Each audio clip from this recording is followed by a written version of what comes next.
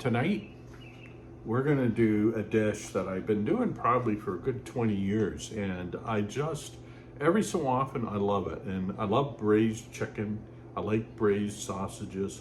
And this is called Gardener's chicken. It's done very simply in a frying pan, but I'm gonna use a couple of new techniques and I'll show you that in a second. What I have here are Italian sausages that I made, a couple of pieces of chicken. I've got some chopped up vegetables, which are carrots and onion and celery. And I have a bit of garlic, tomatoes, which have come out of a can and I've squeezed them and rinsed the can out, put it in there. Oregano, salt and pepper with some spices that I like in it, like garlic salt, garlic powder, garlic salt powder, onion powder, paprika, I can't remember at all, a bit of more oregano's in there. So it's a spice mix that I like to use to flavor up my food. And just a little bit of a cooking tip. One of the problems I always have is trying to keep everything nice and clean. So all the vegetables that I peeled and cut and so on, all the garbage went in here, so it's easy to dispose of and easy to clean.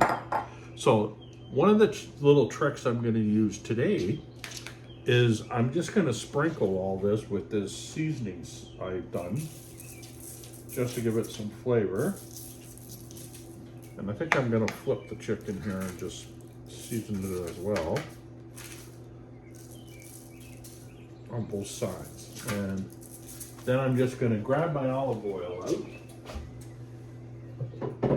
and I'm going to drizzle some olive oil on it.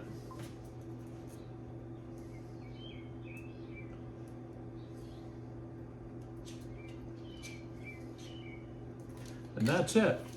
It's going to go into a 425 degree oven for about 20 minutes. And when it's done, I'll bring it out and I'll show you what's next. Sparky has been patrolling around making sure that any mess I might have on the floor is absolutely cleaned up. So thank you, Sparky. Waiting for the chicken and the sausages to brown in the oven. I'm going to put in the vegetables into the frying pan with a bit of olive oil and saute them.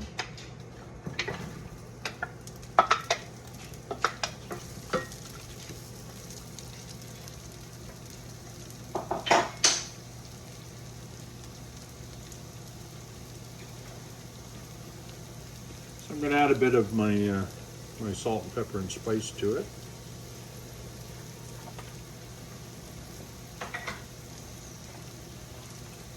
And we'll just brown this up a bit.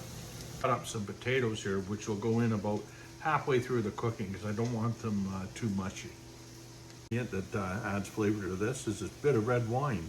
There's about a half a cup there.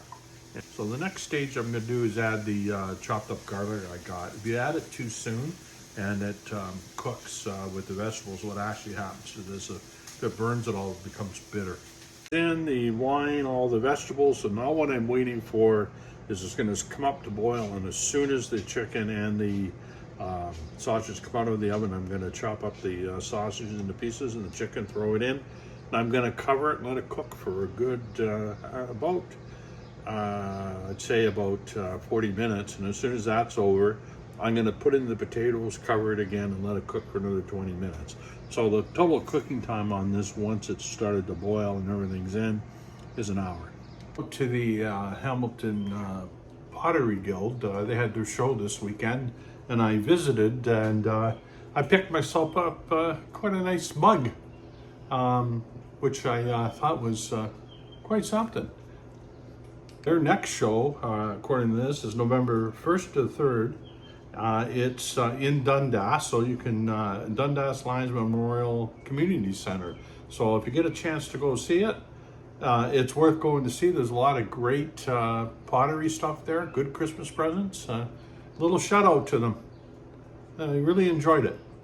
One of the best things you can do when you put chicken and sausage in the oven for 20 minutes or 24, whatever you decide to cook it at, instead of frying it, is all that fat comes out onto the pan, and then when you're putting it in the in whatever you're making, you're losing all that fat, so it's a little bit more healthier for you.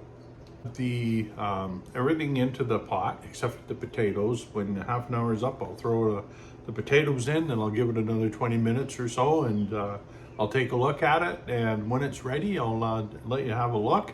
I've just got to decide whether I want anything else with it. I don't think I do with the potatoes, and the vegetables and the chicken and the sausage should be enough.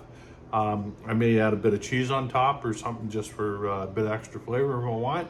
But when it's done, I'll show it to you, and that's basically it. It's a very simple dish. I like doing it. I like braised meats personally. The chicken tastes better. The sausage is great. The flavors all intermingle, and I love it. So it's great over some pasta, or it's great over rice, or whatever you want to do. You can add any vegetables you like to it. There's no written rules on this. You can spice it up any way you like. But basically, I keep it as simple as possible. Let the sausage do a lot of the flavoring with the chicken. That's another episode of An Old Man in a Frying Pan, and I'll post the pictures with this of the finished dish. And for me and Sparky, who's down here making sure the floor's nice and clean, enjoy the rest of your weekend, and I hope you enjoy this one. Thanks.